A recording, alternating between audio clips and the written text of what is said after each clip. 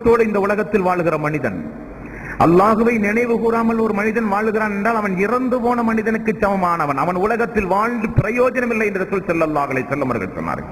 அந்த அளவுக்கு அல்லாஹுவை நினைவு கூறுவதை அல்லாஹ்வுடைய தூதரும் வலியுறுத்தி சொல்கிறார். நபிகள் நாயகம் ஸல்லல்லாஹு அலைஹி வஸல்லம் இடத்தில் ஒரு நபித்தோழர் வந்து கேட்டார், யா ரசூலல்லாஹ், அல்லாஹுவால் கடமையாக்கப்பட்ட எல்லா இபாதத்துகளையும் நான் செய்கிறேன், என்னுடைய வாழ்வில் தொடர்ந்து நான் மறக்காமல் செய்கிற வேறு ஏதேனும் இபாதத்துகள் உண்டா யா ரசூலல்லாஹ்? அந்த நபித்தோழருக்கு ரசூல் ஸல்லல்லாஹு அலைஹி வஸல்லம் அவர்கள் சொன்னார்கள், அல்லாஹுவை நினைவு கூறுங்கள். அல்லாஹுவை நினைவு கூறுவதில் உங்களுடைய நாவு என்றைக்கும் ஈரமானதாகவே இருக்கட்டும். எவ்வளவு அருமையான இலக்கிய நயம் படைத்த வார்த்தை பார்த்தீர்களா?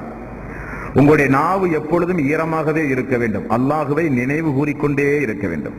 நினைவு கூறுவதன் மூலம் உங்களுடைய நாவு ஈரமாகவே இருக்க வேண்டும் என்று நபிகள் நாயகம் ஸல்லல்லாஹு அலைஹி வஸல்லம் அவர்கள் சொன்னார்கள். செயல்களில் மிக